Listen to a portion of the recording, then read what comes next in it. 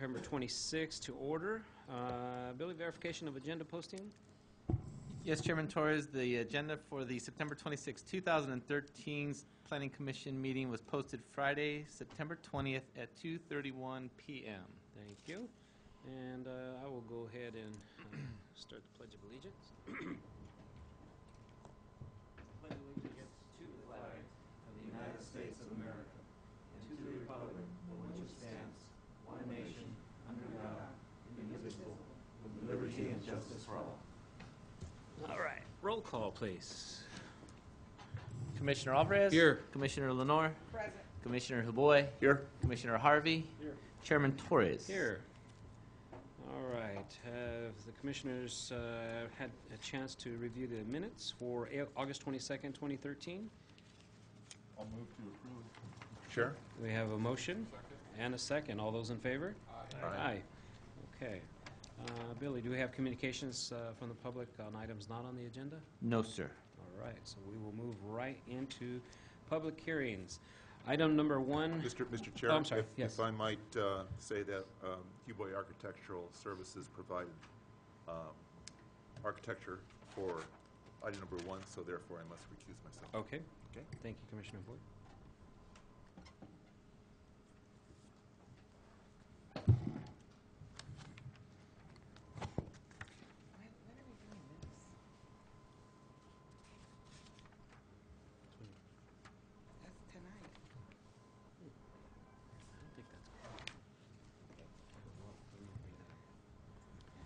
Okay, we'll go ahead and move to item one. Extension of Site and Architectural Review number 2011-3 filed by Community Services Development Corporation requesting an extension of the approval for construction of 15 affordable apartment units at 560 Line Street in the R4 HPZ zoning district, being more specifically described as Assessor's Parcel 052-020-003, and the CEQA is categorical exemption. Thank you, Mr. Chair. The Planning Commission approved Site and Architectural Review 2011-3 on September 22nd, 2011 for the construction, as you mentioned, of 15 affordable multifamily apartment units consisting of 2 detached buildings on a 0.82-acre site. An appeal of the Planning Commission was heard by the City Council on January 3rd, 2012. The City Council voted to uphold the approval decision of the Planning Commission's approval. The applicant is requesting a 1-year extension for the approval. Section 1724-190 of the zoning ordinance limits the approval of site and architectural review to 24 months, but allows an applicant to request a 1-year extension.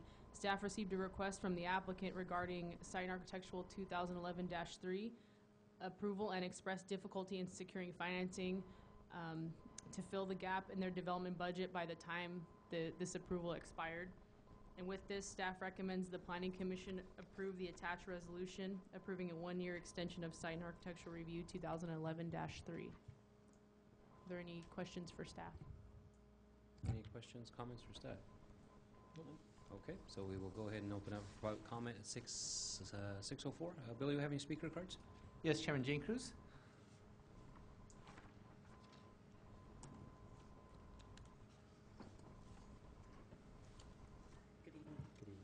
Good evening. Good evening. I'm here again to talk about this particular application, and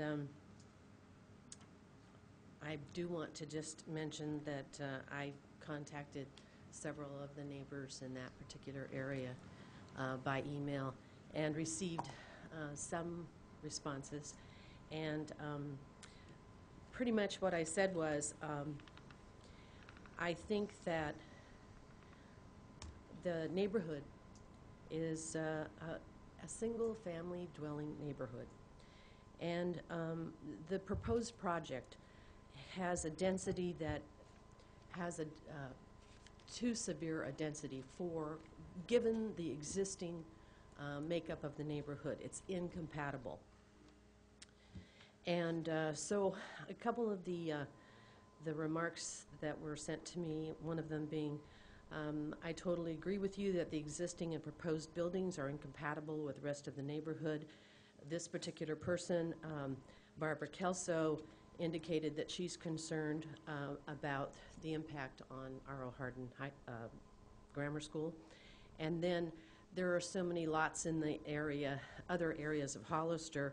Why, again, are we designating another low-income housing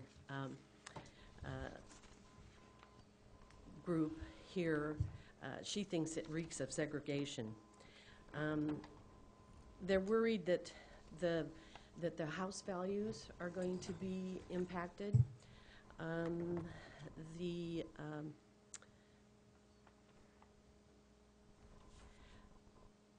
And then this one particularly is worried that, again, the house values are impacted, and multiple dwellings will only lead to increased traffic, noise pollution, and a degradation in the quality of life in the area. My big thing is, when does a property get designated high density? Is it when it becomes vacant land? Well, you would know because you worked in the planning department. I don't know. I do know this, that when the general plan was put into play, I don't think any of us were on a mailing list to be informed that a particular site within our neighborhood had changed its density designation. I know that when I went to the city council about this particular item, I was accosted for being, I was chastised for not going to planning, to the planning sessions for the general plan. And to be perfectly honest, I didn't know that I was going to have an interest in a particular issue. It just never occurred to me. So here we are. The general plan is in place. We were never informed at that time, but then you come around and you give us this kind of notice after the fact. And then you sit up there and you say, well, we can't listen to what you have to, well, we can listen to what you have to say, but we're not going to agree with you because general plan is already in place, and it calls for multiple dwellings, high density.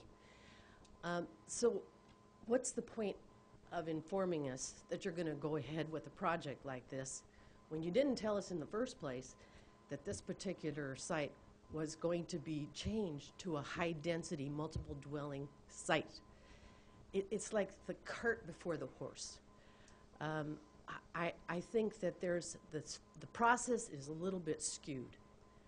We really should be informed at the time a particular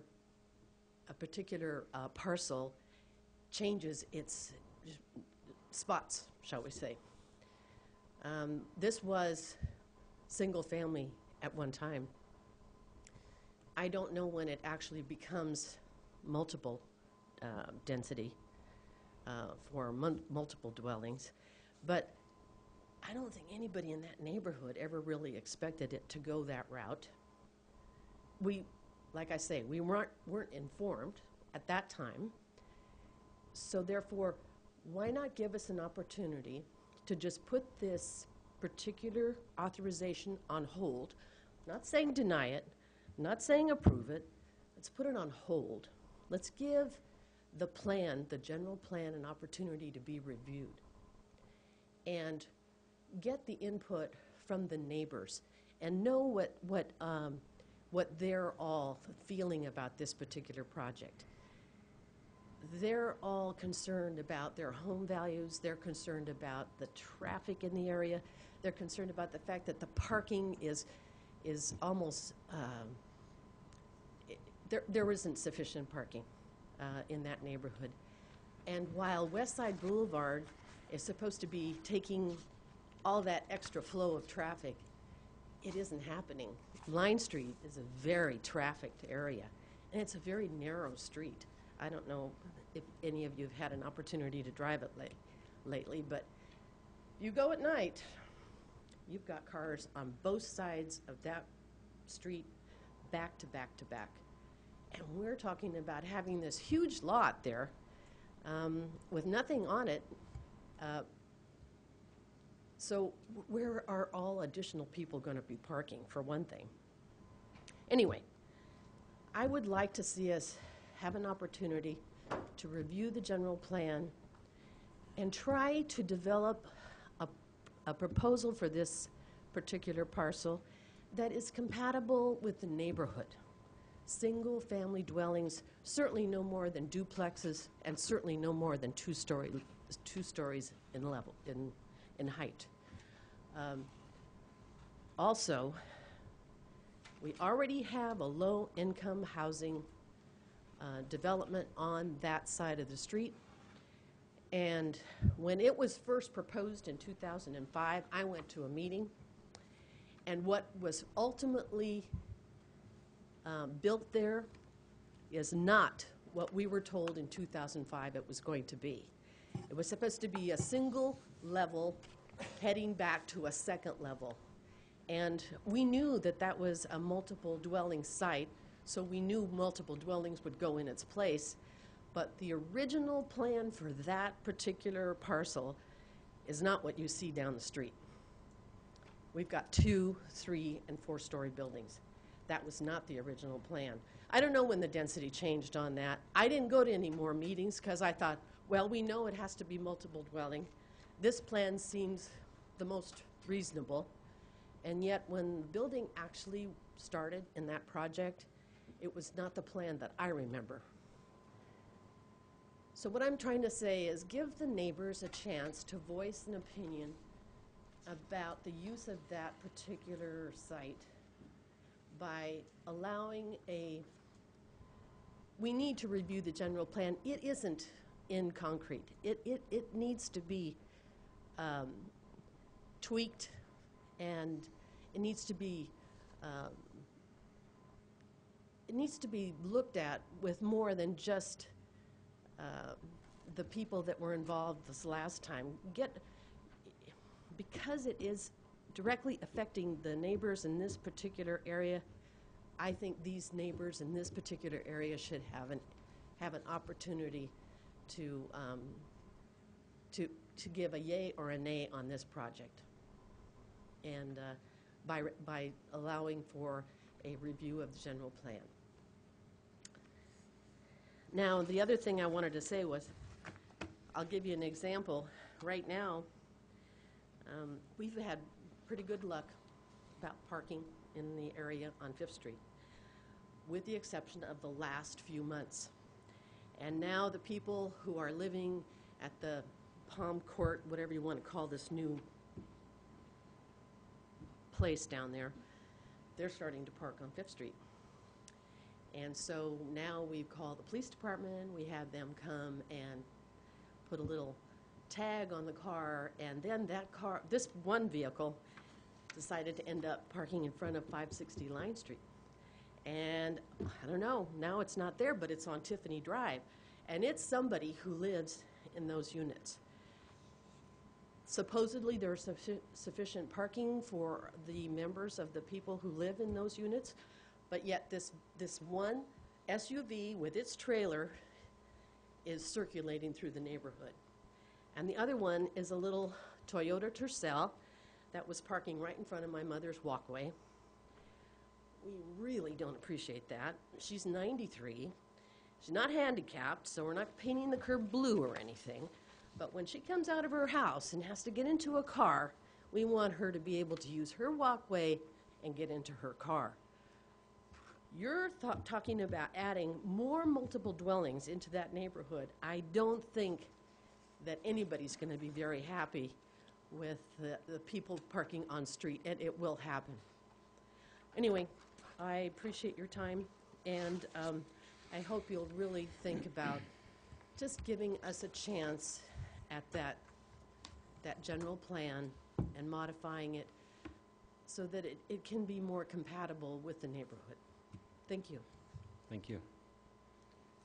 Okay. Any additional speaker cards, Billy? I have no other speaker cards. Okay. We have the applicant that wishes to comment, or any comments? No? Okay. All right, we'll go ahead and close public comment period at 6:15 and bring it back to the commission. Comments, questions regarding this item, or any responses to? I guess I do. Well, general plan was done several years ago, and with much public notice that we were doing the general plan.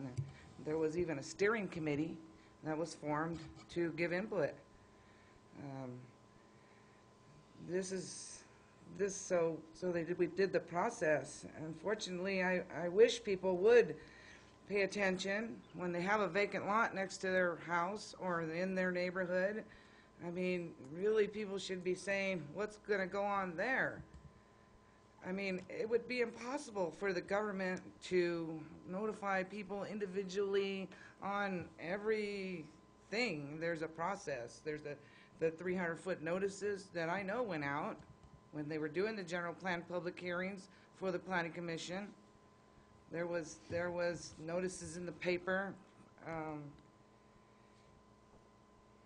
I guess that's all I had to say on that. I mean, it was a widely publicized process, one that residents need to assume responsibility for staying informed. So I'll just leave it there.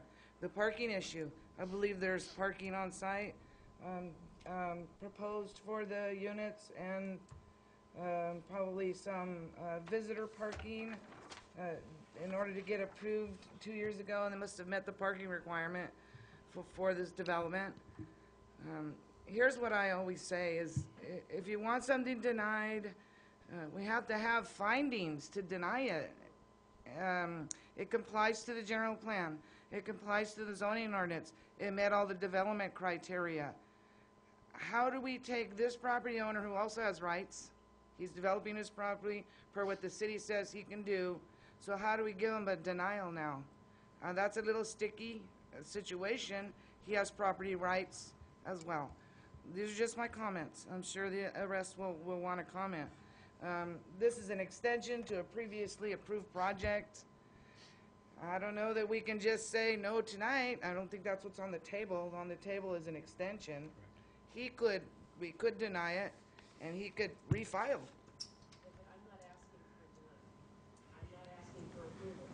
Yeah, but unfortunately tonight there's a request that says so that we bother because we do want to hear from you. We come to talk to you and nobody wants to listen. We do listen, but we have rules that we need to follow. Which the applicant has done. So that's okay. I'm not supposed to speak directly. Right. Okay, thank you Yes. very much, Okay. Chairman Torres. Thank you. And then my comment's kind of the same. You haven't gone through in my work with the rezoning process.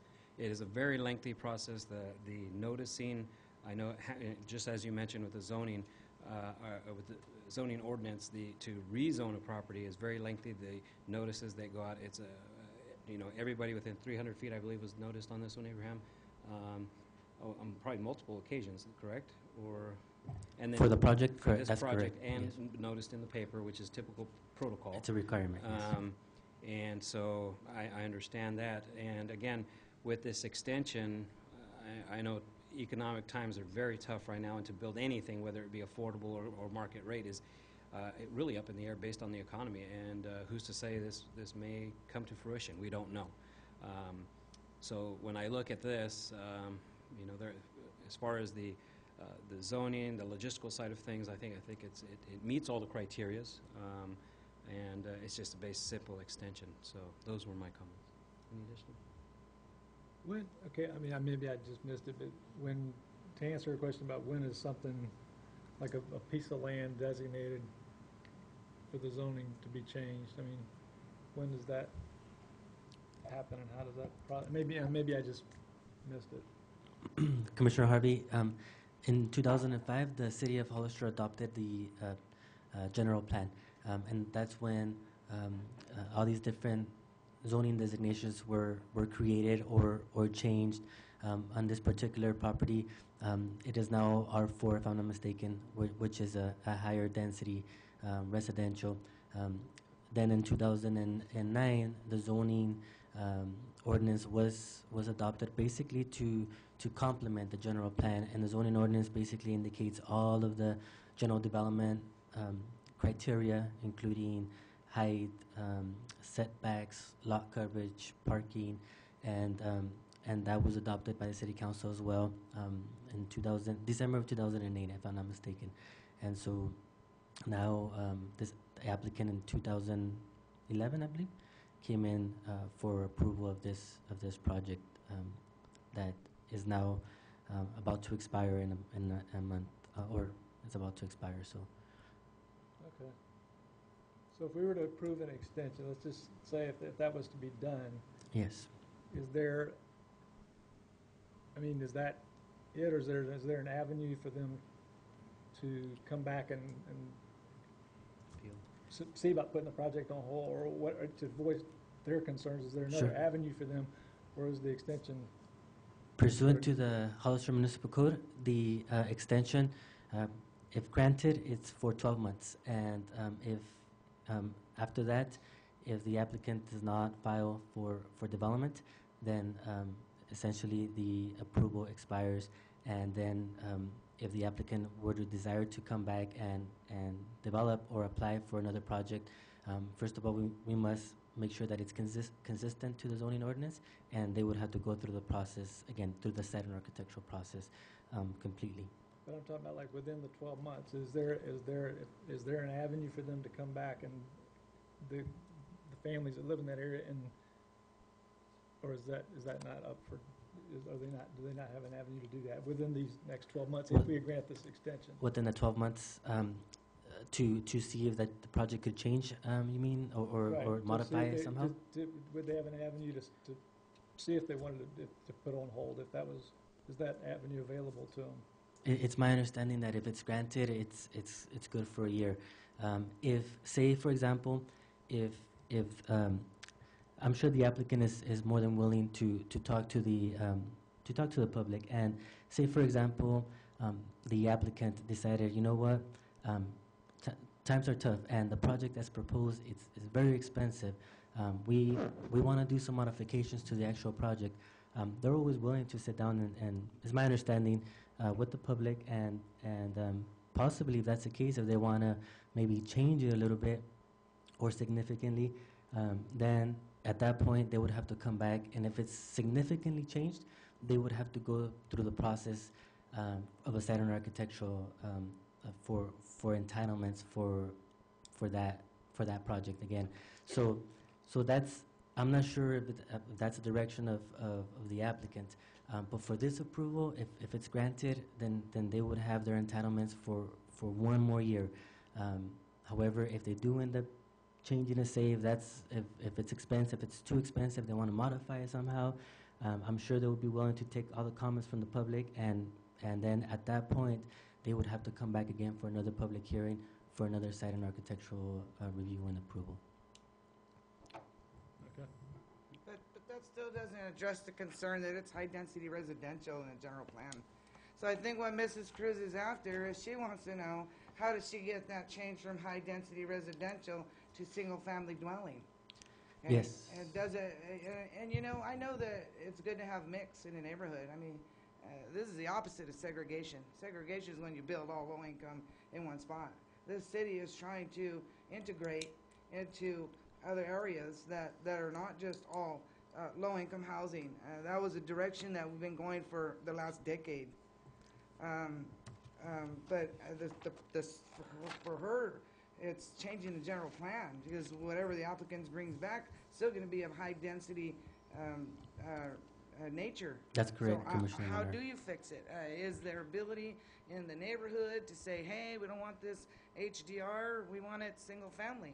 Is there a process? Because that's really what she's after. Well, there's a couple of things. I think one is that any action that's taken by the Planning Commission is appealable to the City Council. And that needs to occur within 15 days of the action that you folks take, say, tonight. Yeah. Then the second part of it is that, yes, there would have to be a general plan amendment. It's a long, tedious process, but the commission actually I think, initiates that essentially by a recommendation to the City Council to do the general plan amendment, and then it goes from that point forward. With a development sort of sitting on the table, it does get a little tricky because as Commissioner Lenore says, is, you know, when you have rules that are on the books right now and you've essentially complied with that, it's difficult for the staff or the city council or anybody to make findings of denial. Granting of an extension, though, certainly isn't the same as granting the approval of an SNA, because that's why we have expiration dates. So there's that part of it as well. So if the project doesn't get built, obviously, in the next 12 months, it ceases to have any of its entitlements, probably opens the door up very wide for the commission and the city council to go ahead and make a general plan amendment in that neighborhood or that particular area to reduce the densities, if that's the desire of the commission and the council. You know, make it go back to a more traditional R1 type of And maybe an R2, a medium yeah, density. yeah. I don't think she's opposed to No, multiple family, as she said. I hear what Yeah, but she's I hear what you're concerned saying. about the units per net acre on the high-density residential. We already have low or affordable housing on that street, just a few doors down. You're adding a whole bunch more. So you can put them somewhere else, because I've driven West Side Boulevard and there's a lot of open space, You Well, don't have to yeah, be at all. you have to have a property owner that wants to do that. Exactly. Yeah, it's not just we go in and do it. You've already done it in there, on that Yeah. particular side of the street. And you've done it with that Palm Court business, all of that. I don't see why that neighborhood has to have another batch of low-income housing, because there's a lot of open space. And we don't have to just infill so much. We can sprawl a little. Okay, let's go ahead and bring this back to the commission. I don't mean to say, I don't, like you said, we could do something that's modern, more modern, not so high density, and I will. Okay, what is the pleasure of the commission on this particular item? Or, I'm sorry, Commissioner Alvarez, did you have any comments on this particular item? Yes. You know, I live in that area. I live on Mapleton. I love Tiffany Drive. I love my Uncle John right there next to that, you know, Palm Court. I grew up going there. You know, I see the whole neighborhood, like my neighborhood, getting older, you know, needing some fixing up. I was really afraid when that development went in there, that whole apartment complex. But I've kept an eye on it, and I do not see any negatives there. There's driving, my brother lives on Neal Drive. I see him as much as I can, and you know, I go that route. It's always been a narrow street, and there is a lot of cars right there right now. You go right there, and there's going to be cars on both sides of the street, and they all belong to the people that live on the east side of Line Street. Okay, I think that the Palm Court, they've been great neighbors. There hasn't been any problems, you know, that I know of, that I've heard of, and I've been keeping an eye on it. So I think they're really good neighbors, you know. Yeah, I know, but I'm just saying what I see. And if we can keep this development in the same nature as that development, then I think we'll be okay. So I can't see denying it, you know, but they'll only have 12 months. But, you know, and if they can't get it built in 12 months, then we can come back and do something else. But like, you know, they've done everything we've asked them to do. So I can't see denying it. Just like if you wanted to put a property, you know, and somebody else didn't like what you did, and you did everything we asked you, you know, I can't see us giving you approval one time and then you asking for an extension because something happened, and I say, well, this person didn't like it. I'm sorry, you know. So that's where I'm, and I'm basing it on what I've seen with the Palm Court, and they've been great neighbors, you know. That's what I'm basing my Thank you. findings on. All right. Any additional comments, questions? The only other thing I want to comment or question is just her concern about she made a comment about the property that was built, that it didn't match up to what they said they were going to do. I don't have a history with that. So what, you know, they were given a permit to do what they were, you know, a certain level or whatever, and she mentioned that it didn't match up, so how do we respond to that? There's just a real brief history. Is the Palm Court sort of West Side Boulevard project started in probably around 1999, and there was a few different iterations of it. The project that ultimately got built there, Gateway Palms, was approved by the Planning Commission as you see it. I don't think that there was a site and architectural that was ever technically approved on anything prior to that, but they are correct that when the project first started, there was a different general plan designation and there was a different zoning designation. And it wasn't as dense as it is right now. But again, getting back to what the commission and the general plans land use designations are and the requirements and then to comply with those two documents, what you have there is essentially that. So, Okay. did that answer the question? I'm sorry. No, I did. I'm good. Okay. Any comments, questions? No? I'm sorry, the public comment period is closed. So, okay. What is the pleasure of the commission on this item? I move that we adopt resolution 2013-20, granting the extension of site and architectural 2011-3 with the findings and conditions as previously stated. And I will second that motion. All those in favor? Aye. I'm going to abstain.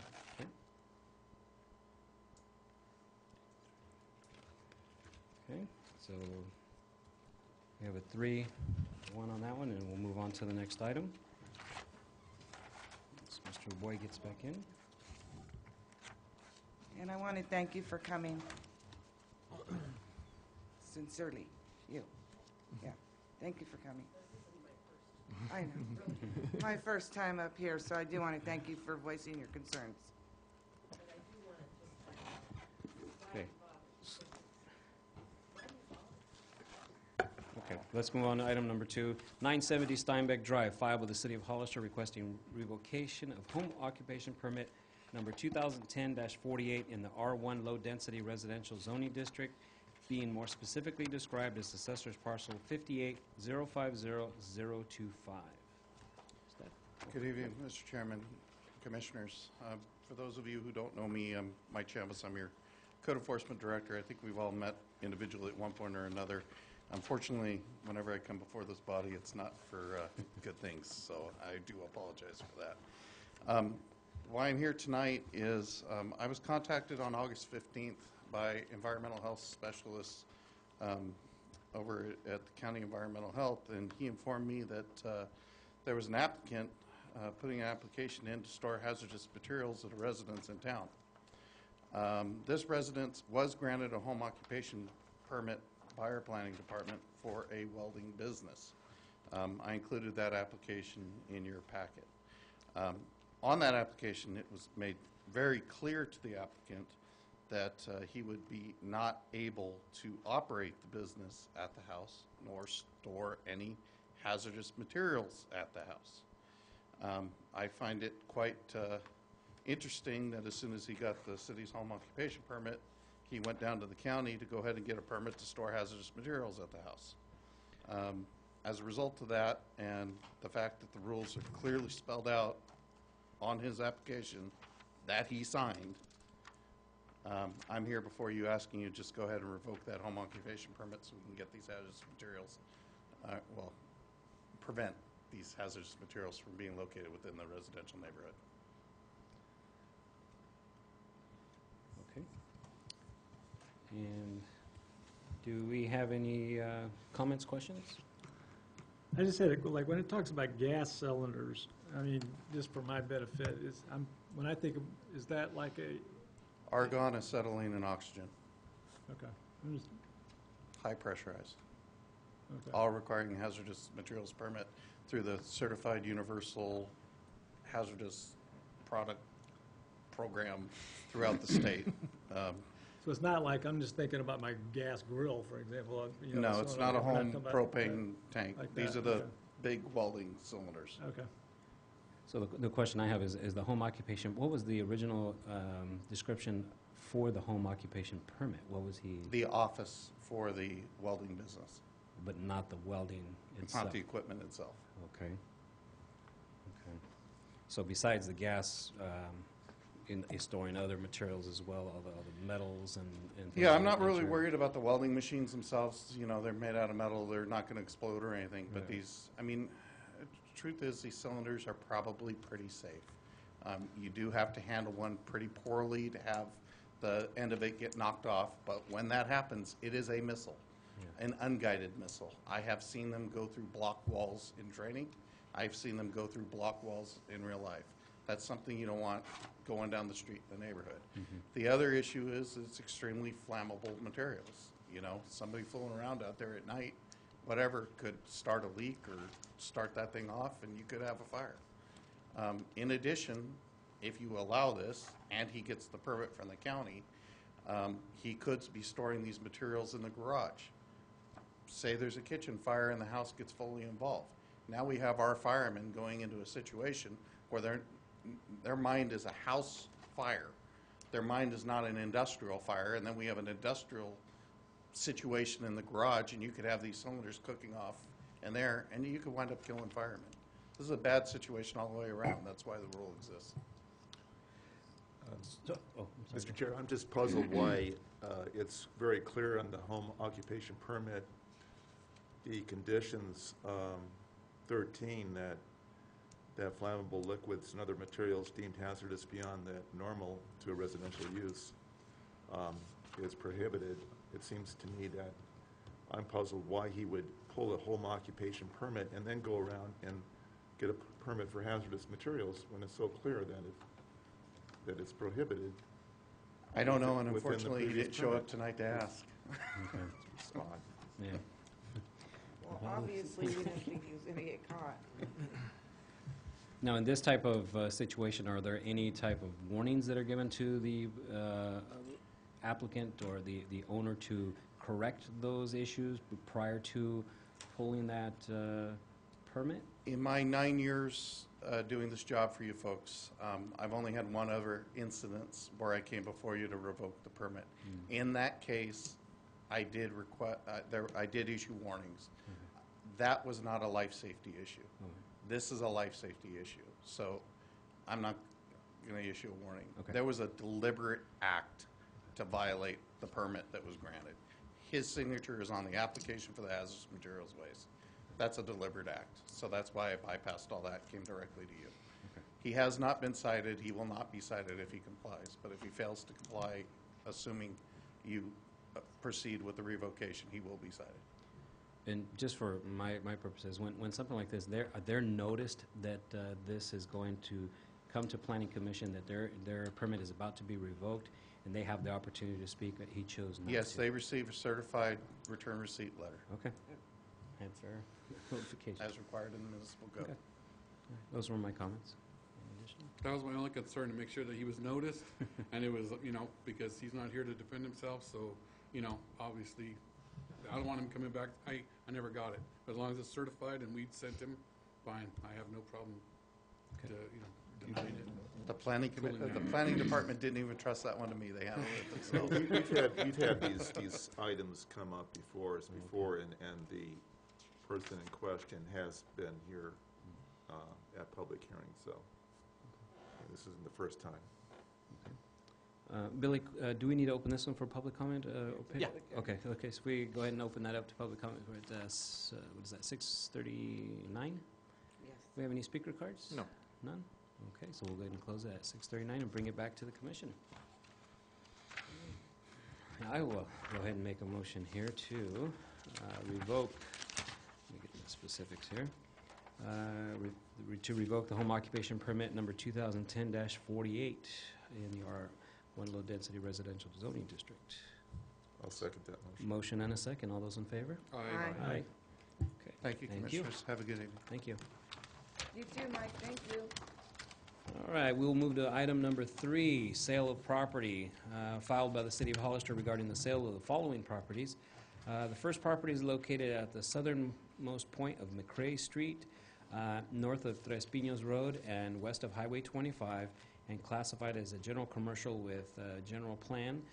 The second property is located at the northeastern corner of Hillcrest Road and Highway 25 bypass, being more specifically described as Assessor's Parcel Number 20 020-006 and 020-020-002. Staff? Oh, Billy? Yeah, sorry. Which one are we going to do? Okay, we're going to do the sliver first. Excuse me. No, I'm good. Yeah. Thank you, Chair. Maybe I do need, hang on just a sec. I was gonna get it for you.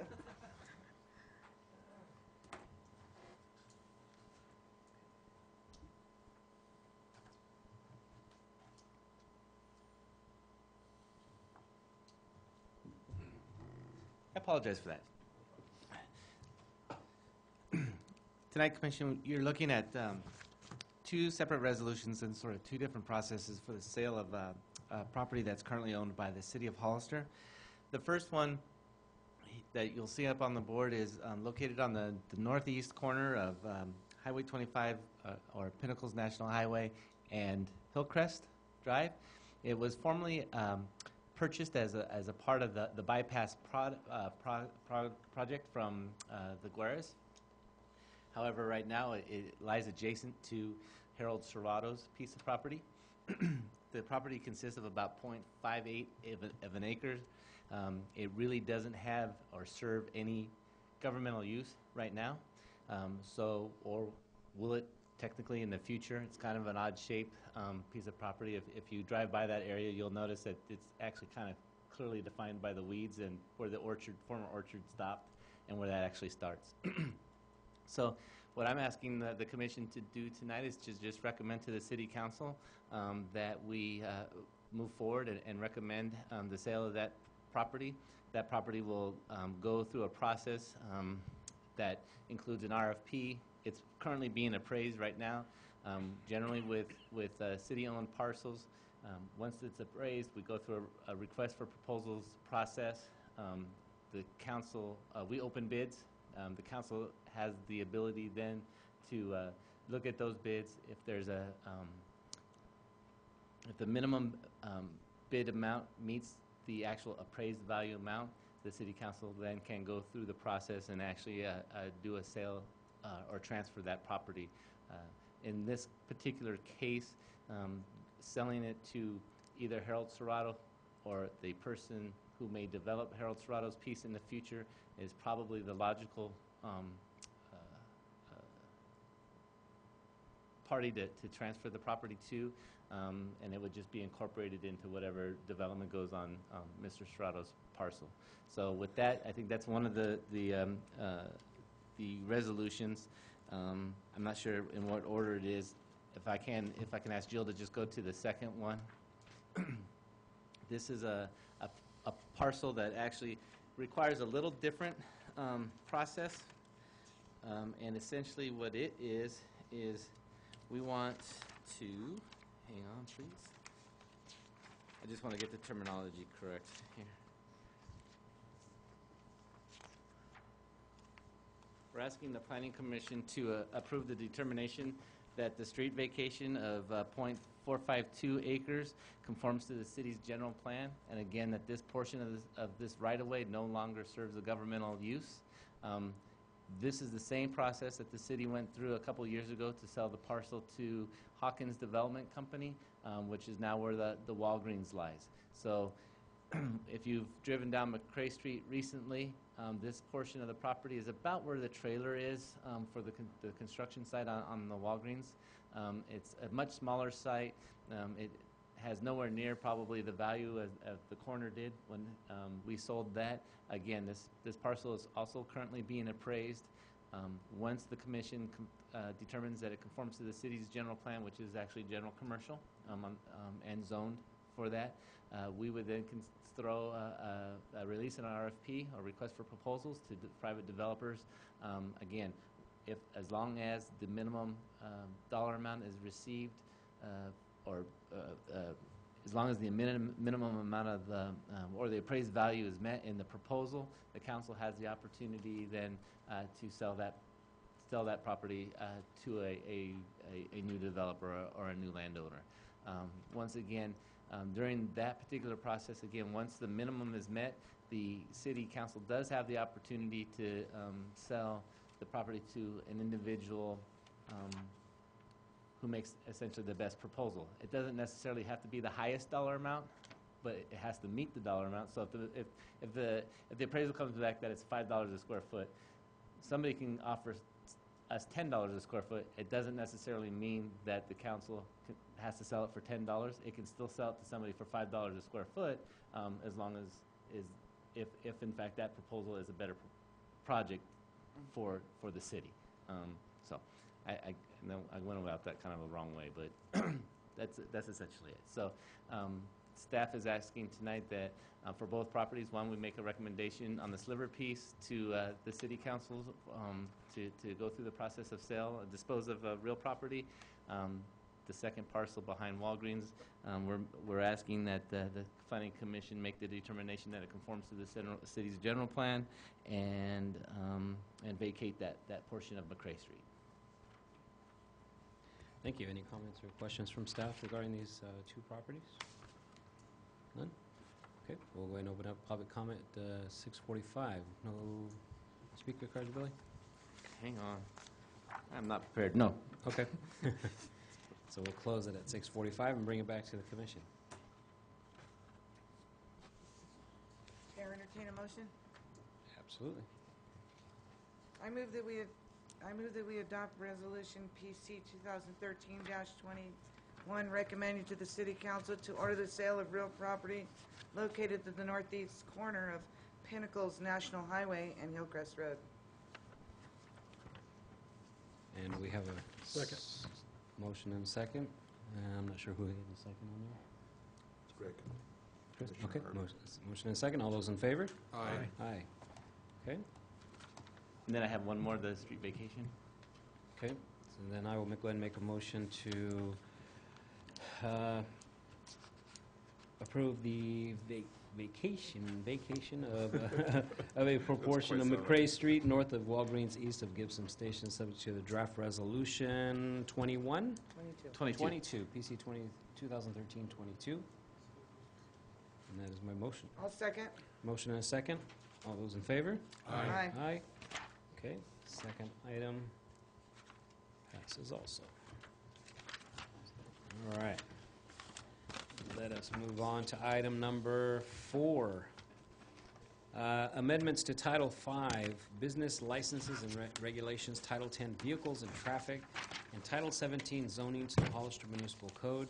An ordinance to amend miscellaneous sections of the Hollister Municipal Code to implement additional standards for mobile food facilities. CEQA is categorical exemption. Thank you, Mr. Chairman. At its April 1st, 2013 meeting, the City Council of the City of Hollister directed staff to work with the City of Hollister Planning Commission to prepare a recommendation on mobile food vending standards to be presented to the City Council for review and adoption as an ordinance to the Hollister Municipal Code. Mobile food facilities regulations are presently located in 2 sections of the Hollister Municipal Code, Title 5, Business Licenses and Regulations, and Title 10, Vehicles and Traffic. In Section 52430, principal, solicitor, or peddler license of the municipal code, vendors are limited to sales to less than 190 days per year without a fixed place of business.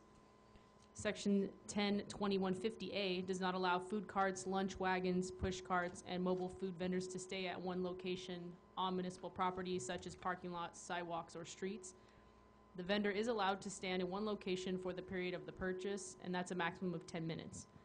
Subsection B states that the approval of the location for the placement of a lunch wagon or eating cart on a street is required by the chief of police, and the code does not stipulate the duration that is allowed. Staff is currently researching standards for mobile food vendors in different cities to identify how other cities process mobile food vendor permits and identify what works, what doesn't work for other cities. For example, staff would like to know what type of permits are required. Do they have administrative permit review? Do they require planning commission review? or is it not permitted? And then what other types of zones do other communities permit the mobile food vendors? Are they permitted in general commercial? Do they even permit in residential? The days and hours of operation that are allowed, the number of vendors that are allowed per site at one time, and any additional requirements that the cities might have. Thanks, Joe. Staff has discussed this item in the past and brought it before Planning Commission, as Joe had mentioned. We have received direction from the Planning Commission, and this is more of an update of what the staff has been working for this since. And the city doesn't have a mobile food ordinance, as you all know, at this time, besides what currently Section 5 and Section 10 indicate, whereas it should be mobile, no more than 15 minutes at a time, no more than, basically the sale of the purchase, the transaction of the purchase. So implementation of this ordinance would indicate what types of zoning, as Joe mentioned, would be permitted or not permitted for the mobile food vendors. Staff has been looking at different cities as directed by the Planning Commission. We're building a matrix. We're trying to build a matrix and get that prepared and bring it before you. But we're currently working on that. It's been a little difficult for us to get all this information, but this is what we currently have. Based on some direction and based on some research, we made a table of the city of Hollister's different zoning districts, and based on the discussion we had at the last meeting, I think it was in May when we discussed it, and just based on some review, the northern part of the city, which includes the North Gateway, Industrial Business Park, Airport, and Airport Support zoning classifications, would be good locations to establish areas and different options for mobile food vending because of the presence of greater volume of employees working in companies that offer various shifts, and also because of the lack of established restaurants in that area, basically northern area. In the future, the demand for mobile food vendors can potentially expand to other zones like the general commercial and mixed use as well. But kind of from what we heard last Planning Commission, it could be that a good start would be North Gateway and industrial area. So we were looking at what would be the permit approval for mobile food vendors.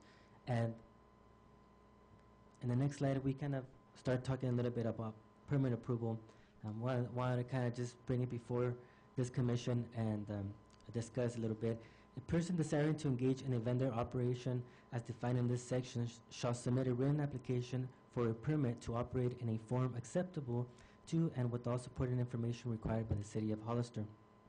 Vendors must display the permit in their possession when vending, and every vendor should meet the following conditions. Number 1, as indicated in the staff report and up here on the screen, possess a City of Hollister business license. Number 2, obtain administrative permit review approval, as opposed to bringing each to the Planning Commission, handle it administratively from the City of Hollister, submitted to the Planning Department. Right now, it's really not what we have right now in the permitting process for people that do mobile food vending. They obtain a peddler's permit from the chief of police. They also obtain their business license. If this goes into fruition, if this gets adopted, we would request an administrative permit approval and them submitting to the City of Hollister Planning Division, and we can be like the clearinghouse, taking it, send it to everybody for review in our development review committee meeting that we have once a month. 2A, proof of current vehicle registration and a copy of an applicable vehicle insurance policy. B, elevation plans of the cart showing different exterior views of each motorized food cart. Photographs can substitute the elevation plans, but more than likely they will have dimensions and so forth, because I believe the Environmental Health Department requires to see a breakdown of the carts. C, a copy of a current San Benito County Environmental Health Permit. D, for mobile food vendors, business owners must provide proof of commissary usage in accordance with the California Retail Food Code. So I know as of lately, the state has been, I don't know if flexible is the right word, but when I first started working for the city about 6 years ago, I know it was really, really strict in regards to cooking food that's going to be sold to the public in the household. But now I know that there's been some exceptions, and California code still covers it, but I know if it is going to be, if there's going to be food that's going to be cooked and sold to the public sector, it would have to be cooked in an approved commissary. So that would be one of the things that we would want to make sure that if the cart is not suitable per health department standards to cook the food, then at least be cooked in a commissary and have that information provided to us and that would be as a condition of approval. The vendor shall also provide additional information as follows.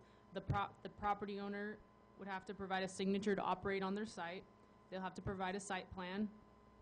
They'll have to get permission to use restroom facilities of that particular business on the site that signs as the property owner, or they'll have to have the property signature, but then if the person owns the business but does not own the site, they'll have to also sign something as well, agreeing to let the mobile food vendor employees use the restroom facilities on that site.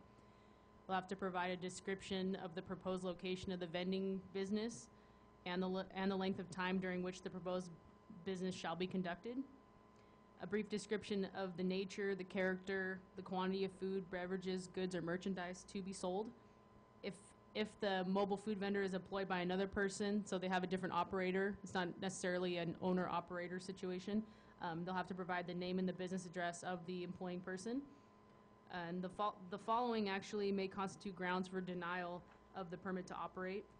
The vending or operation or activity as proposed by the applicant does not comply with all applicable laws, including but not limited to the applicable building, zoning, housing, fire, safety, and health regulations.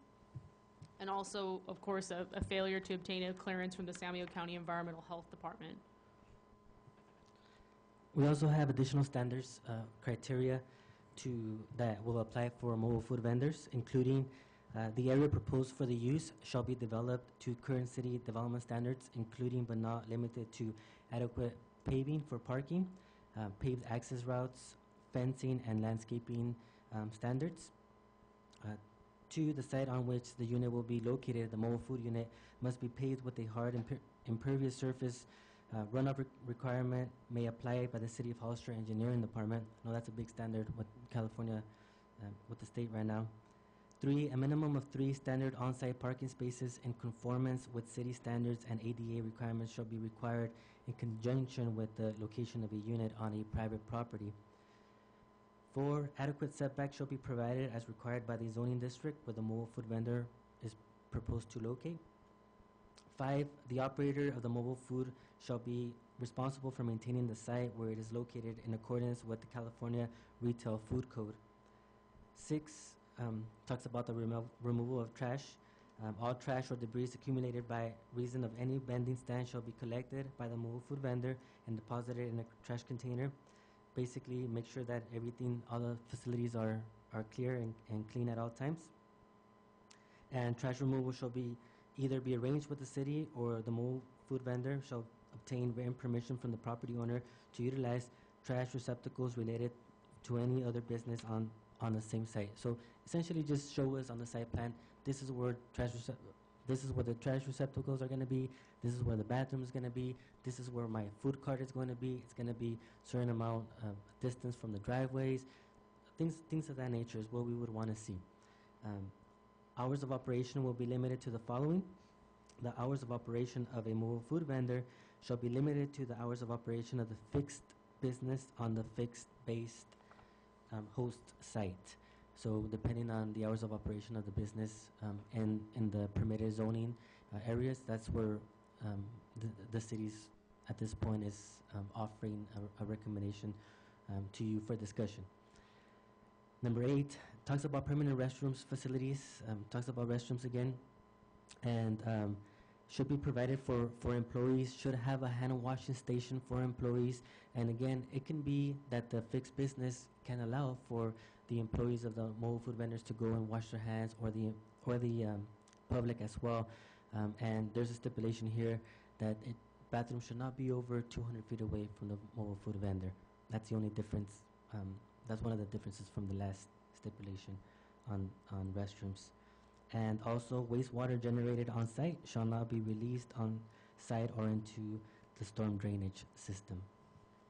Number 10, when not in use, the mobile vendor shall provide legal storage for the vehicle and specify the storage location at the time of the permit. So they'd have to provide where they're going to store their mobile food catering truck.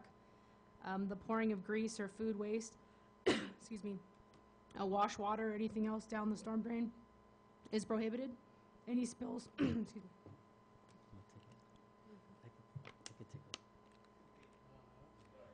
It's contagious. Okay. Any spills must be cleaned up and disposed of immediately. Don't worry, Jack. Okay. Oh, go ahead.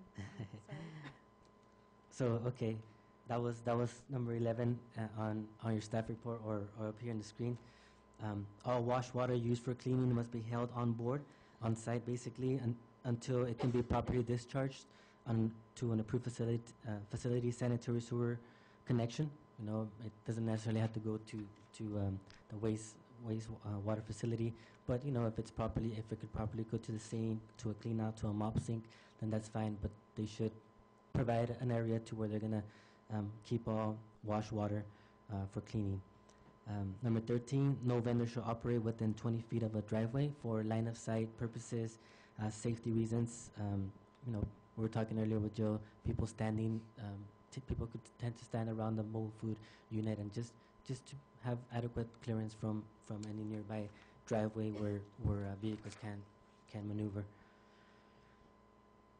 Vending of alcoholic beverages or controlled substances is grounds for immediate revocation of such person's vendor permit by the City of Hollister.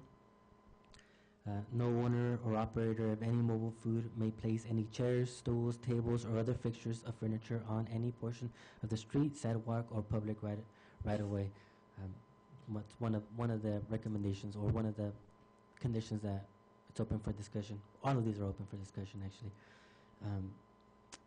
Regarding the section of suspension or revocation of licenses, of a license, we'll be working with this with the city attorney and staff a little bit more to finalize this section. However, any license issued under this chapter may be suspended or revoked for any of the for various reasons. We're going to be working with our city attorney, and we'll be sure to make sure that it's complete before when we bring it into as in the form of an ordinance before the commission for recommendation to the city council.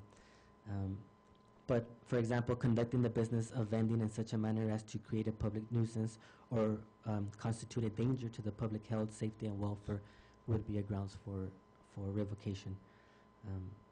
On suspension or revocation, the city shall deliver written notice to the license holder stating the action taken and the reasons supporting such action. The written notice shall be delivered to the license holder's place of business or mailed to the license holder's last known address.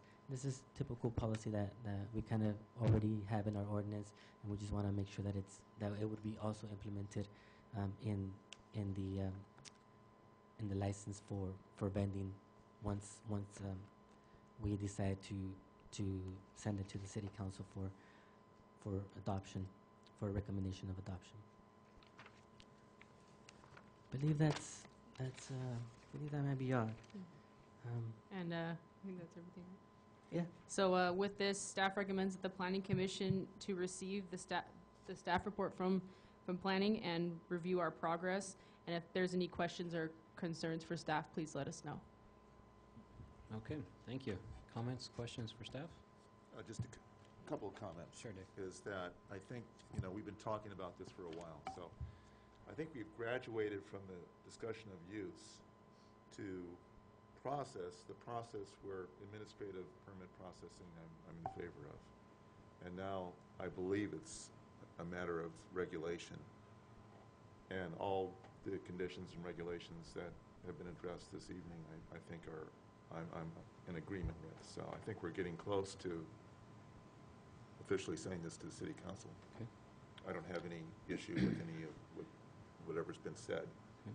Although at the beginning, I know we talked about use and North Gateway industrial zoning. I think that it's fine, keep it away from our restaurants downtown. you know, at this point. As I recall, that was our discussion. Okay, thank you, Commissioner Boyd. I just had two items. On a recent visit to South San Jose industrial area, I noticed, and I don't know if we addressed this in there, but the signage for those carts, do we have anything addressing like having sandwich signs out in front or extension cords? I noticed that several of these trucks had extension cords going from the truck itself into the tire business.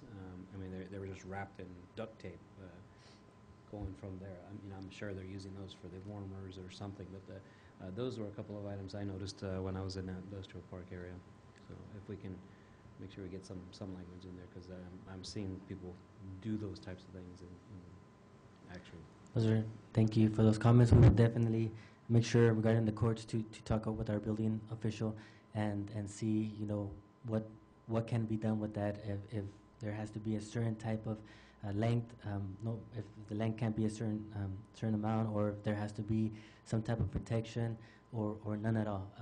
But yeah, that could be an issue. I know when, for example, during like events like the rally or the farmers market, we see extensions, and I know code enforcement is out there and make sure they're the first one they'll come and talk to Greg and our building official and wants to see if there's a requirement to how to protect these, or if they should not be there, or what the case would be. But we'll make sure those are good comments that we should implement those in our conditions.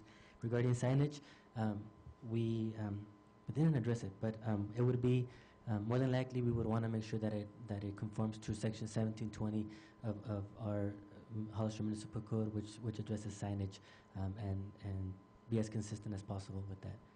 Yeah. Thank you. You're welcome. Any additional? Yeah, have we actually talked to any of these vendors, sat down with them, and let them know that, hey, we're going to put all these regulations on you. Can you guys, you know, look through this and you know, is it going to cause you any hardship? You know, I don't want them to come back after and say, hey, why didn't you ask us about any of this? You know, I mean, there's a lot of things that go on. I've seen. I'm taking my brother and my parents to Monterey. Vendors with chairs and stuff in front, small tables. And I don't think I've ever seen anybody sit at them. And I always go by, you know, the kind of thing. And I just look. And ever since I was just up there the other day, and I noticed that. And it's just a little convenience. And I was able to. We went by them. We bought the last stuff, and they packed up their stuff. I even stayed. And somebody was mad at me. But you know, I stayed and just watched the whole process of when they finished, and boom. I mean, like they weren't even there. And it was, you know, it was really very good the way they were so because sure they had to go to another, you know, business where they, you know, maybe the employees are getting off for break, or, you know, all these guys have their routes. Yes. You know, and so I think we should, you know, talk with them and say, hey, you know, we're going to regulate you, you know, help us help you, and, you know, and help ourselves so we get it right. We don't have to keep coming back and you know, besides, I think it's very important that we talk to them. Good comments, Commissioner Alvarez, and yes, we have talked to the people that have come. Actually, it's funny, today somebody came and asked for a permit for a hot dog cart, and we told them tonight we're going to have a planning commission meeting. We're going to be discussing mobile food vendors with the commission, and we do have a list of others who have been also interested in establishing a mobile food vending business, and we have talked to them.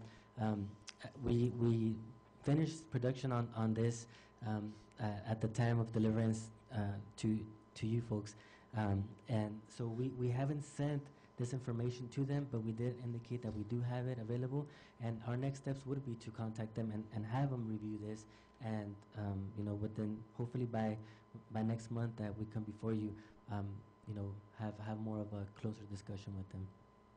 And just kind of to add what Abraham said, for example, the hot dog cart, something like this, which we would like to get a perspective for a hot dog cart, because as this code states now, it's almost impossible for them to operate because they've established in the past that they need a certain amount of time to set up, they cook their food that they're going to serve, and they're not able to be mobile as the current code states. So this is kind of keeping that in mind, how they can stay in one area, at least for the time of the business, whatever site they choose in the specific zoning that, you know, the planning commission and we decided to move to council with. So it's for hot dog carts, it's actually hopefully, and you know, when we speak to them, it's going towards that direction of having them to be able to establish themselves. And one of the recommendations that we have here that you heard tonight was no chairs, no tables, but it's open for discussion. Maybe we can put on our zoning ordinance, maybe a table no bigger than, certain size, or maybe no more than one table and 2 chairs. That's something that we would want to know now, and absolutely talk to prospective mobile food vendors and see what they also say. But absolutely, that's something that we can discuss and put on the table. Do you have contact information for the mobile vendors in the city? Just for the ones that have inquired, since we started with this discussion. I know in 2010, or 2000, with the adoption of the zoning ordinance in December 2008, implementation in 2009, there was supposed to be a mobile food vending section in there, and there was some draft language. We brought it in to discussion in our development review committee meeting, but it's just been a touchy subject, and really just where to put it, and I think every staff just focused on all the other sections and kind of left mobile food vending behind. But definitely that's, since then we've kind of tried to keep a list. There's not very many. There's less than 10 that we have, and definitely we can contact them. That was my next question, because we're transitioning from just the Wild West. There's no regulation at all, and now we have a litany of rules and regulations for the mobile vendors who've been functioning in the city. They're going to go through a dramatic learning curve to comply with the new ordinance. So I'm not sure how you go about contacting the existing vendors, maybe through but I would agree with Commissioner Alvarez that it's Yes. paramount that they're contacted and Yes. before this is all finalized. The other, if I could ask, just, I know we're talking about doing things like in the northern end or so the north. Northern area, end, like right. from Santa Ana, basically north. Right.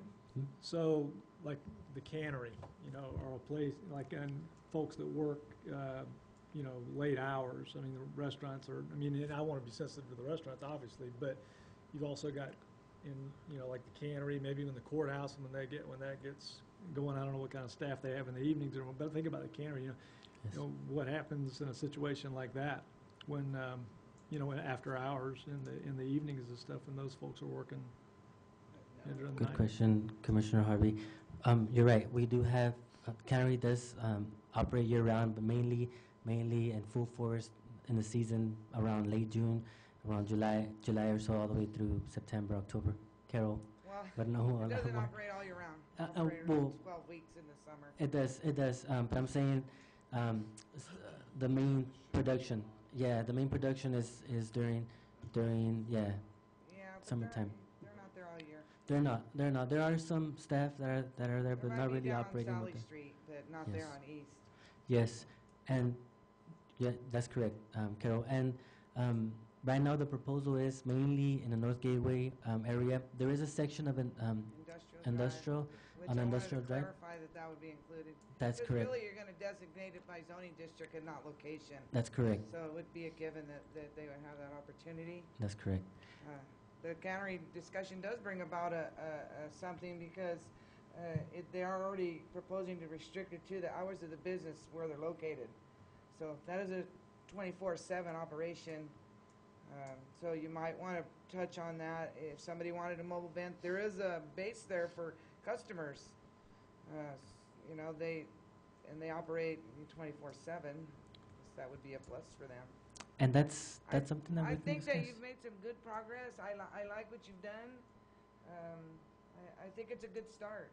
Definitely a good start, and I like to see that. And I do want you to make a conscientious effort to contact people that have had interest in mobile vending and invite them to come to the next public hearing. If you could do that, I would Absolutely. be in agreement with that. Thank you. Absolutely. And thank you, Commissioner Lenore, and also thank you, Commissioner Harvey. And that's open for discussion. We can potentially, I know cannery, I believe it's in the downtown commercial mixed use. which would be, at this point, it looks like it would be not permitted, but if the commission desires to do an exception for shifts that are evening shifts and other areas that are not necessarily North Gateway or in the permitted areas, after a certain time, then they could operate. That's something that we can, try to draft and bring back before you and see what you think. Just let us know. And So, question then, so with the issues that we brought up tonight, we have one more revision to come before the commission sometime in the next 60, 90 days. we hope that Okay. eventually we bring it back. If not by the next planning commission meeting, hopefully by the other. But definitely try to get that in prior to the end of 2013. Great job willing. to the staff. Thank you. Thank you. Thanks. Chairman Torres, I have 2 speaker cards on this item. Okay. David Stevenson? You know what, I guess it's under public hearing, so if you want to open it. Oh, yeah, we're sorry. going to go ahead and open that up at 7:15. Right here? This is good? Okay. Well, you were asking to talk to a mobile vendor. I'm currently not, but I was, and I still have a cart, and so I'm glad I'm here today. There's a few things I did get a briefly look through this thing, a couple things I thought. Most of it seems to be redundant with the health department. I don't know if that would be necessary to put things in there like the wastewater disposal when the health department already has, this would be a health violation anyway. So if anybody's doing that currently, that would be something that you would call them on with the health department and take care of it. I don't see why you would need more policy that says pretty much the same thing. One of the big things I had was, I don't know how much we went over the freestanding signs. I know they were saying no freestanding signs. And if that's going to be for vendors, that should be for everybody because, there's freestanding signs in front of garages, in front of parking lots, and for restaurants, for downtown She's or whatever out front. There's a lot of freestanding signs. So if you're going to say you can, but you can't, it's not conducive for business. One thing I'm worried about with this is there's a lot of out-of-town vendors that come through here for special events. The farmer's market, for the bike rally, for those car shows downtown on Main Street. Most of these are out-of-town vendors, and when I was selling my hot dogs, I'm competing with these guys, and I'm putting money, sales tax money in. I'm buying my produce locally. I'm buying my uniforms from local people. I'm buying my signs here locally. I'm putting money back into our local economy, and they're not. And when they take preference over me, and I get stuff way over somewhere else, and somebody comes from Modesto, and they're taking our money and they're leaving. But I'm investing back into advertising over here for the high school and downtown association and chamber of commerce, and we're putting our money. Local vendors are going to spend here and put our money back in. So I don't want to hinder too much on the local vendors so much and give promotions to the outside vendors. Stuff like, I just was doing a lot of these. One of them was gravel. They were saying no selling on gravel. Well, I could be wrong, but it looks kind of like an attack on Mansmith because they sell on gravel. But Mansmith doesn't have any health code violations that I'm aware of. They seem to be doing a pretty clean job. And I don't see the problem with selling on gravel. So if that's something that you're going to put, there should be a reason why. It looks like, okay, if somebody's dumping on gravel, that would be a problem. But if they're dumping anywhere, that's a problem. So whether it's on pavement or whether it's on gravel, it really shouldn't matter. And to me, Mansmith was already kicked out of more in town to the out of town, and if this passes, then they're getting kicked out even more. And that's something I don't want to do to local business.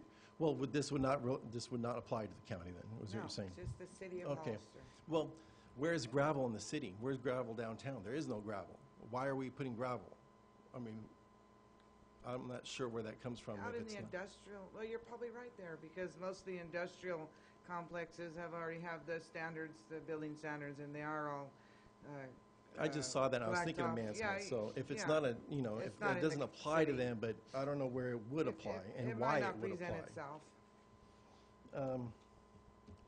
There used to be a gold, Mansmith's used to be a Gold's around near. In the back in there. the back there, and Yeah. that's all, I think, still Gravel. gravel. So. Another issue I have was restroom facilities. They said you cannot use the mobile restrooms. Well, like on my cart, a health department mandated I have hot and cold running water, soap, and towels on the cart for washing my hands. So I have to have clean hands all the time while serving, and that makes perfect sense. But now they say you can't use that sink. What's the point of having it? You know, if you have hot water and cold water on your cart and soap, and paper towels, and I see no reason why that could not be an effective use of cleaning your hands. That was a state requirement, right? Yeah, it's a state requirement. So we can't really, bump the state. You can't bump the state, but Yeah. you can make it irrelevant when you say, well, you have to use plumbed sinks and toilets. You can't use the, porta potties, and that's what this thing said. It in there. did say that, You yeah. can't use that. You have to use, and there's no reason. But it's the state code. The state code doesn't say plumbed. Because I had on my cart, well, okay, unless it's something new, on my cart they mandated hot and cold running water. And, imagine on an old cart that's expensive to get hot water, but that's what when the state mandated it, that's what you do. They also mandated, mechanical refrigerator, so the food stays cold, not just like ice packs and stuff. So there was a lot of things the health department already does to make sure the food is safe, and it seems too extreme that if you're going to say now you have to use plumbed toilets and plumbed sinks, when you have a sink already that is mandated by the health department that now the city says is not good enough. See what I mean? It seems like it's hindering local business, but special events have a separate code to go by, and that's why I'm worried that this is going to only bring in out-of-town vendors for special events.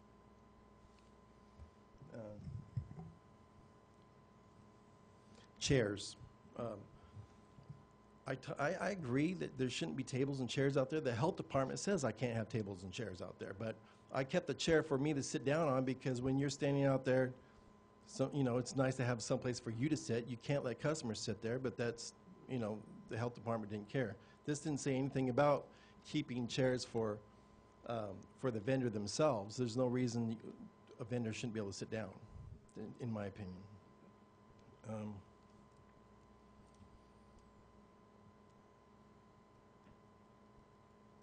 Commissary kitchens already require that's something that's being redundant. There was something in there about solicitors and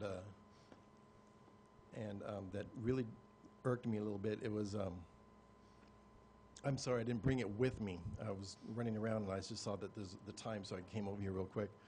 But solicitors had to put like a $2,500 like a bond down on the city for make sure that they're good on their sales. There's no limit there. There's no cap, and there's nothing that says Mary Kay selling lipstick. $2,500 down is a lot of money for someone to sell lipstick. Or there's not. They did say for charitable events you don't need that, but you need like a notarized note. And some of these charitable events are like my kid selling candy apples for their school. Is there anything in there, or is my kid going to have to come up with a notarized thing from the police chief saying that he can, that school can sell candy bars or candy apples, or what I mean? There's some of these vendor solicitors that are not that big of a deal. I think that there should be some kind of exceptions for school children, or $2,500 maybe should be a percentage of what their average sales are, or something like that. You know what I mean? Because I think we're just hindering more business than we're helping. In a time when we're at, like last I heard, it was 13.8% unemployment, and our job creation is in the negative numbers. This is not the time to be stepping unnecessarily on new business owners. Does anybody have any I don't, that's just basically all I wanted to say. I know you were saying you wanted to have vendors in here. I'm here if anybody has anything they want to ask. I'm sorry, I didn't get your name. David Stevenson. So this is exactly why I asked, if we had contacted vendors, because you're a perfect example right here. You're letting us, this is a living document that we're creating right here. Right. So we can take out, put in, things that you have more experience than we do, so you can help us create this document. Okay. So we don't make a bunch of, hardships on you guys. I don't want to do that. Good. I'm sure my colleagues don't want to do that, but we're trying to make this, document, as close to, keeping the community safe. Right. And also, making sure that we have the rules and regulations that were required. So I appreciate, your comment. That's exactly what we need. I thank you. Well, I mean, want to be reasonable. A lot of us have a small business, and it's, there needs to be proper regulation where there needs to be it. So that's good. We need more input. I think it'd be good. Thank you. Hopefully we get more input the next time around. So, but that's great. I appreciate you making the comments. I'm sure there's a lot of things in there that, you stop and think about that and you're going, yeah, why do we have that in there? Or why, that should be just changed. If you go through and find out what the health department already regulates, then there's really no need to put them in multiple regulations. If I could just answer that, David, and we do appreciate that also. We also here at planning staff are happy that you came. One of the things why the health department is one of the more stricter codes that we must follow. In our development review committee that we were talking about, we have it once a month, and as part of the approval or review, the health department is also involved. And when they come in and sit down on our table to review each project that comes in, or eventually if the commission does indicate that we can handle it administratively, they always get a copy, and they will make sure that these conditions are put in the approval. If they get an approval, they'll tell us, make sure that this gets in there as a condition of approval, just to make sure that it's there, and if the applicant is not following it, then we can let them know, look, this was a part of a condition of approval. You need to make sure you fix it. So a lot of the times they're the ones that come and tell us to indicate it in the approval. That's the reason why we put it in here. Regarding the sink on the cart, if it's okay with the health department and okay with the commission, we think it's great. That's fine. The bathrooms, at this point it would be at the established location, to use them at the established location. But we can discuss that as well if porta potties are preferred. But that's why we have the open discussion right now, and it's nothing that they're adopting at this time. We just wanna open it up, and we're happy to talk with you in the future as well. So is there anything in there about the special events then? Because I didn't really see anything in there that made any kind of conditions or whatever special events. That's a good question. But there's obviously no restrooms at the farmer's market. And there's only the porta potties. So we wouldn't want to shut down the biker rally. We wouldn't want to shut down the farmer's market. We wouldn't want to shut down movie night. We wouldn't want to, there's a lot of these things where there's vendors out there, and they're not always. Sometimes they have porta potties set up for those reasons. That's a good question. I could answer it if you don't mind. The zoning code does have a stipulation that talks about temporary zoning clearances, and that goes through a separate process. The mobile food vendors, this is one thing that we're trying to work for to try to get, but the temporary use permits do go through a separate process. Right now we have temporary use permits for one-day sales, for example, flowers for Mother's Day or Valentine's Day, and those it's separate from this because this is going to be basically throughout the year. Temporary use permits are only allowed 4 times a year, either one-day sales, 3-day sales, mainly on weekends, the rally, which is basically 1 week, and also there's a temporary use permit for special events like Christmas tree sales, And in that case, the codes stipulate a little bit different. Codes do allow for portable restrooms, but that's primarily for temporary use permits for those special events, the 1 day, 3 day, 1 week max. This is going to be for throughout the year essentially, if that's a desire of the commission, and that was the reason why we indicated that if it's going to be throughout the year, and the applicant of the mobile food vending is going to be established on a location, then at that point they should get approval from the property owner to allow them to use the restrooms, at least the restrooms. If there's a hand washing approved facility on the cart, it should be okay. We're okay. I agree restrooms are important, but I guess what the heart of my concern is, looks like if you have a lot of special event that is at a much more lenient standard than this one, these are your local vendors. This is what's going to affect your local vendors. This other one, this special event, is going to affect mostly out-of-town vendors. And you don't really want to, you know what I mean? If we're giving a break to out-of-town vendors, I don't want to bury local vendors, because they're the ones that keep the money in town. They're the ones that, like I said before, with it comes in, it circulates, and it's healthy for our local economy. You don't want to kill that off and just promote out of town, which they just come in, they sell popcorn and they go back to Modesto and they keep the money there, and that's not good for us. So please keep that in mind when you're coming up with these policies. So Absolutely. thank you for your Thank time. you. I really appreciate it. Thank you, David. So we have a second speaker card, Billy? Yes, we do. Is it Sherry? Sherry Stevens.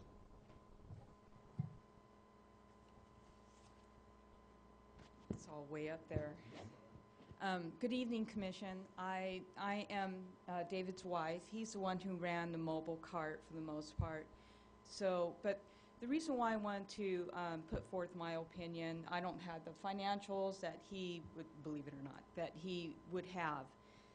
And in all respect, with the research that the committee has come up with, we welcome and we solicit our opinion and on the professional side of how exactly this will affect mobile vendors.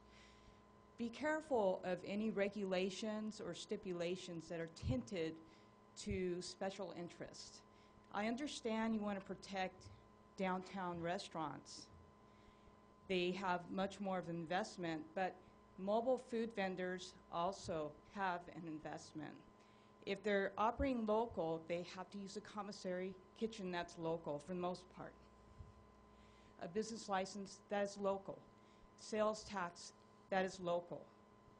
If they're conducted properly, like we did. We brought our money to town. He operated at Gavilan College. Cheap Seats didn't open until 11. Students are there at 8 o'clock in the morning.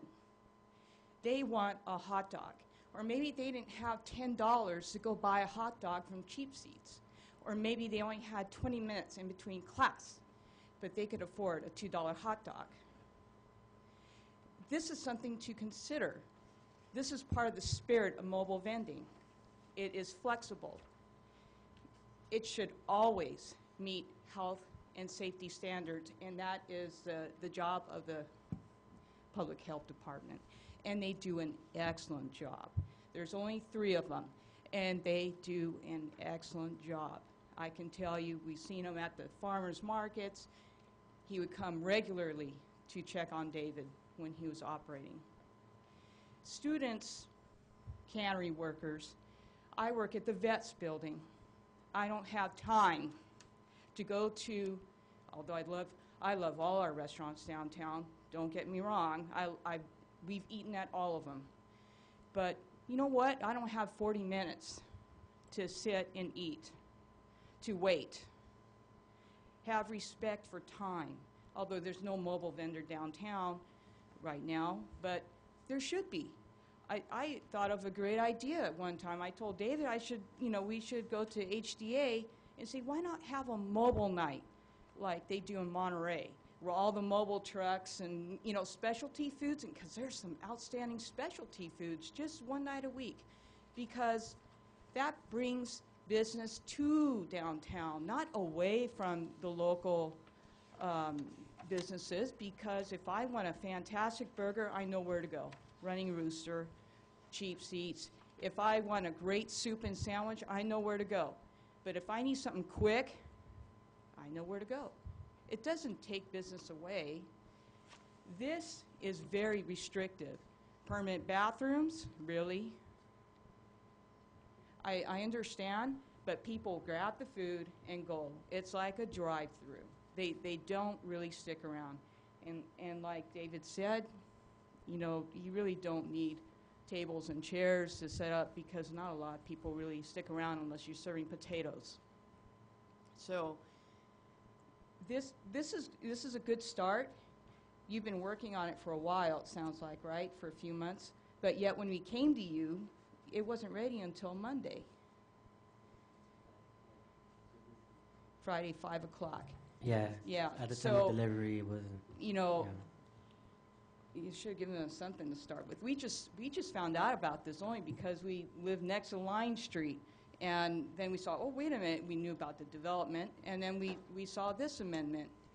And we think that it's in our opinion, or in my opinion, I shouldn't talk for my husband, but it's in my opinion that this is the amount with the bathrooms and with, you know, like on the carts you wash your hands, but the amount of regulations here in the zoning is not in the best interest of Hollister nor its economy at this time. Is not. You're driving money away from Hollister. Thank you. Thank you. You have a comment? Go ahead. One comment that was raised, and I think we need to take a real good look at this 5.24.080 on the bond. If you take that literally, I mean, there should be an exception for like Cub Scouts, Girl Scouts, Boy Scouts. I mean, it's kind of absurd asking them for a $2,500 bond. I mean, if you take this literally. And I think that's one of the key things. It's not done, but let's be reasonable here. We're talking about mobile vendors. We're not talking about kids selling candy from school, right? Okay. And we're also not talking about special events. We're talking about mobile vendors that have an opportunity to operate 365 days a year.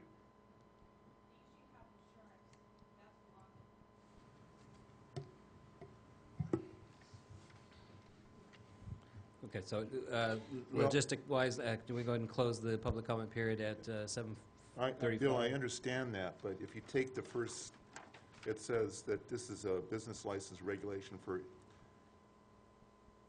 itinerant, did I pronounce that right? Itinerant. Merchants, peddlers, and solicitors. And if you look at the first sentence, it says all solicitors, peddlers, and internet merchants requiring cash deposits. So, I mean, if you take that literally, I think you really need to kind of clarify that. That's my opinion. Okay. Thank you. Any additional comments, questions from the Commissioner? I think there's a lot of good points that were brought up, but, you know, she made the point that, you know, they do fill a niche. I mean, you know, you have a, you know, when I think about, we want to be sensitive about the downtown businesses, but we want to look at it as business as a whole. I mean, they're, you know, it doesn't, whether you own a restaurant or you run a mobile business, it's, you know, it's all serving, you know, a common goal of, you know, and for people, you know, like they don't have a lot of time or whatever. So I just want to be careful about, you know, as we go through this, to be sensitive to that too. Just that when we talk about the zoning and things like that, but take things into consideration. If I'm downtown, you know, I don't have 30, 40 minutes a lot of times, I mean, to grab something. It needs to be quick. So I don't see that as being competing, you know, from a downtown business. I see that as that they have a specific niche that's different. Just like if you're eating at Cheap Seats, that's going to be different than eating at, you know, someplace like Payne's or something like that. It's a different type of deal. If that makes any sense. It does, Commissioner Harvey, and that's why we're here. You know, we're open for discussion and possibly allow for other zones to allow for mobile food vendors at different times. That's something that we can definitely work with. You know, this has been open for a few years. We haven't been working on it constantly because we have they mentioned there's 3 people in the health department. They work great. We work together with them great. There's 2 of us in this department. It's really difficult to do everything at once. But we do have tentative maps. We do have Saturn Architecturals that we work, and that's great. We feel very blessed to have a job. Not complaining. But we are bringing it before you to get discussion. We're not asking for adoption at this time. I'm very glad that the couple came. Very happy because now hopefully we can set up a meeting and discuss a little bit more. It would be great to have your comments written on the actual paper, and we'll definitely like to review it and then eventually set up a meeting and talk some more, not only with you folks, but with the others as the commission had indicated, with the other people that we have in our contacts for mobile food vending. So that would be great. We'll definitely try to consider all these comments. Thank you, Okay. Evan. Oh, I have something to say. I wouldn't be in disagreement if we did look at the bond amount and maybe tear it down for a mobile food cart. Maybe it doesn't need to be $2,500 surety bond. Regarding the porta potty usage, I guess I have nothing against porta potties because we do use them in the farmers market.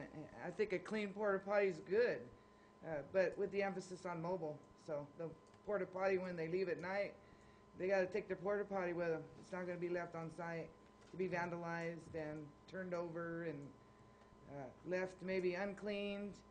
It's got to be mobile just like the cart. So I don't know how much of a wrench that would put in the works for them. It might be easier just to use the business's restroom. So that's all the comments I have for now. Just one final comment, Mr. Chair, if I may. I don't want to really beat this to death, but if you look at the bond, you say all solicitors, then you take a look at the definition, under definitions of solicitor. So you need to look at the definition and how you can distinguish that from what Bill is saying, what is implied to address. But literally, if you look at the definition and then the verbiage on bonds, something needs to be clarified there. I do want to say, we're talking with Joe right now, this attachment A, it's what's already existing. It's we just attached it as one thing that's existing already, has been existing, that applies to mainly, right here it says itinerant merchants, peddlers, and solicitors, and we just copied it as, we put it in as an attachment of what's existing right now. So yeah, something like this may have to take a different action. The mobile food vendors would be one thing, but if that wants to change, that's going to take a different action from the council, go through a whole different process. We're focusing on the mobile food vendors, just basically standards, hours of operations, zoning. That's what we're doing. That the Title V, that's not planning, that's not zoning, that's the finance department. But those are good points. Maybe it's time. Maybe it does need to change, and that's something that would have to be initiated by the city council or recommended by you to be initiated for a change. It's my understanding of. But those are good points. I'd basically say the same. I think that Commissioner Alvarez's point that this is a living document and you guys are still doing your research to find Absolutely. those that this, again, will change and you may find something that will work. And Absolutely. Well, we won't be able to change that bond thing because, as you said, it's a Title V. It's a Title V, correct. So there may be other things that are tied to the mobile carts that would come into play. So Correct. Council could change it, Yeah. though. Yeah. The council could change it, though. That's correct, and that's something that would take an action from the council. Right. We these standards are here. We're in a way, even though Title V is finance, Title X is transportation. Since we've heard many comments since the zoning change for mobile food vendors from the commission, from the public, from the city council, we at planning decided to take this on. I mean, that's something that we decided to do, and the council also indicated, basically gave us the go ahead to move forward with this, and so we want to do it because we want to make sure that it's, because right now people shouldn't be operating over 15 minutes at a time, and I don't necessarily think that's fair. I don't think everybody here thinks that that's fair. We think that there should be an established hour of operation. We think that there should be places where they should be able to sell, just like other cities. We've done some contacts in other cities, as you have recommended, and we have heard from some that are really in the same position as we are, that they don't have mobile food standards. But then there are some that do and that have they're great examples. But again, just like you mentioned at the last planning commission, doesn't necessarily mean that they would be good for Hollister. So that's one thing that we need to see. Did you run across any on public property? Which would be the Briggs Building, which would be the Vets Building Plaza. Have you had any communities that are doing it on public property? That presents a whole new issues of who gets to do it there and who doesn't. That does. So, I'm just saying we should better look at that. Absolutely. Absolutely. Okay. Thank you. Thank you again, Commissioners, for those comments, and thank you, staff. So let's go ahead and move on to, for time purposes here, we'll move on to item number 5, new business.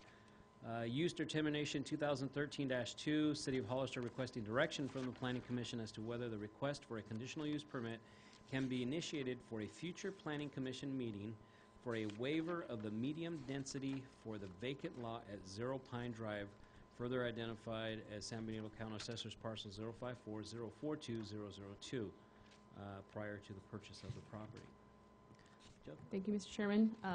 Planning staff has received multiple inquiries on the vacant property that is currently for sale, and the address actually is 0 Pine Drive, about constructing a multifamily residential or commercial project. The surrounding land uses include San Benito Foods located to the west, north, and east, and a small residential single family, as you can see, to the south. The vacant parcel is approximately 7,854 square feet and is located within the neighborhood mixed-use zoning district, which requires a residential density of 25 to 35 units per net acre. So this would calculate out to about, and pertain to this vacant site, about 4 units per that vacant parcel based on the square footage. The property is within the Alquist-Priolo Special Study Seismic Zone. Per the Alquist-Priolo Act, a single-family wood frame or steel frame dwelling that is not part of a development of 4 or more dwellings is exempt from trenching for fault investigation. So essentially, Alquist-Priolo Act says if it's 1 to 3 units based on the requirements and criteria, even if it's in a special study seismic zone, property owner does not need to trench. They're exempt. Once the 4th one is placed, then the requirement for trenching to see if there's an active fault is triggered. An attempt to trench near the site could be problematic, considering there are buildings on neighboring lots close by. Due to trenching not being feasibly possible and lot constraints, staff would like direction from the Planning Commission as to whether the request for a conditional use permit can be initiated for a future Planning Commission meeting for a waiver of the minimum density for 0 Pine Drive from 4 units to 3 units prior to the purchase of the property. Okay. Comments, questions for staff? Help me out, where is this? This is behind, if you look at South Street Okay. and Pine Drive. Yeah, it's All right. really tucked. It's actually, when someone said, hey, there's a property listed at Pine Street, I'm like, where is Pine? It's not Pine Street, it's Pine Drive. So then actually finding it was rather difficult. There's probably only one other address, if you see the single family home to the south, that uses Pine Drive. And So, that's the cannery storage right there, those are cans. yes, to the, Okay, all right, now I to the know what I west, am. yeah. So that's All right. the cannery Okay, storage, yeah. right, Okay. okay. Just wanna make sure I'm talking about apples and Yeah, apples. it's- All right. And so what led to this is that Abraham and myself received many inquiries because it's a listed property, and people said, I want to purchase this and I want to do this with the property. We let them know you're going to need 4 units, and they said if we do the waiver of the minimum density, we could do 3. A lot of people don't want to purchase the property. They don't want to take the risk that if they come in to get the conditional use permit from the Planning Commission, which they will have to do after the decision tonight. So what we're basically saying is we make a determination that we can initiate or let someone know you can come apply for your conditional use permit for the waiver of the minimum density to allow 3 instead of 4, because there are lot constraints that they cannot trench near this site because they'd be trenching initially under San Benito Foods. So this lot presents a lot of difficulty, and it could remain vacant if nobody steps forward with it, and that's kind of where we're coming tonight. So, if there's any, Did you say that 4 units would require the trenching and 3 does not? 3 does not. And there is also the private open space, common open space, there's the parking requirements. Wow. It might not even be able to accommodate that. What is the area of the site? It's a little between 7,000 and 8,000 square feet approximately, so I think it's 78, So- 7,854. So Yeah, my that's big big time. question is, Uh-huh. what kind of precedents are we setting by not having them do the minimum requirement for that zoning? What message are we sending? It's a legal non-conforming lot right now, No, it's doesn't vacant. conform. It's vacant. Mhm. but It- it doesn't conform to the Yeah. site size for the 4 units that's It, required. it can, the city would require that they put in a minimum of 4 units based on the lot size and based on the minimum density required for a neighborhood mixed-use zoning designation. But So, he's saying he can't do it. Yeah, you can't do, because if we say that you have to do 4, and they come in for their site architectural, we'll say, well, you have to trench, and they will not be able to trench based on, Well, yeah, that's kind of the, so it's kind of legal non-conforming? yeah. well, the code indicates that if there are constraints, and it does mention, like, for example, fault constraints, then it can be brought before the planning commission for a conditional use permit, basically to waive the minimum density from its But base. that argument could be used in other areas of the city then? If there's constraints, they can. And in the past, it has, I forget what year it was, but one of the, another one, not necessarily for constraints, but there is also another one for affordable housing.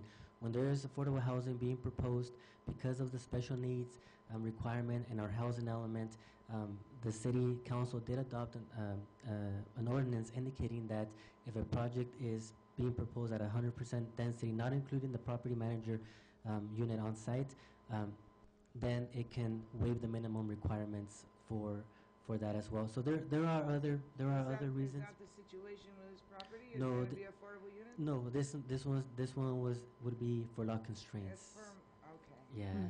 this one would be for lot constraints. If I Okay. make a Thank you. general Sure. comment,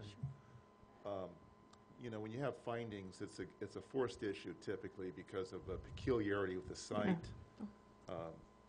And in this particular example, it's a forced issue because it's by an earthquake fault and there's no way you can trench to do the four units. So, I mean, I don't see what other option there is. There is no other option, really. It is a perfect example for findings for a variance, in my opinion. And I normally don't express my opinion before the public hearing, but I don't think there's anyone here to speak on the issue, is there? Barton, and are we opening this item up for public comment, or just discussion? Just to, okay, so then, I'll go ahead and say that, you know, I think I would be in agreement to give planning direction to go ahead and initiate for a future planning commission meeting. Okay, I have one more question, Consideration. because I want clarification. So you're saying the city council has something on the books that states that we can waive that minimum density due to lot constraints? It's an ordinance. It's a House Municipal Code 17.08050. Pursuant to this section, okay, let's see. It talks about lot if there is no other option like lot consolidation, which in this case it wouldn't be,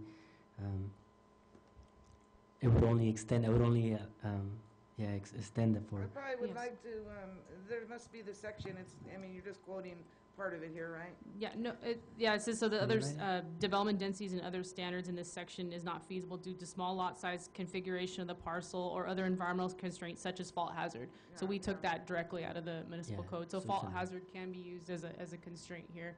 And it's only because the peculiarity of the location of the site, and there's no ability to get that trenching for the 4. Yeah, I understand Yeah, that. so that's kind of, and that's why we're kind of asking for the use determination from the commission. Mhm.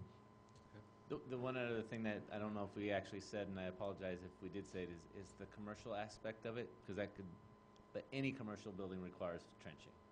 So, it's only the residential that you can get away with not doing trenching. But then, on the other thing, I think that we also need to weigh in is that this project would require a soils geotechnical investigation.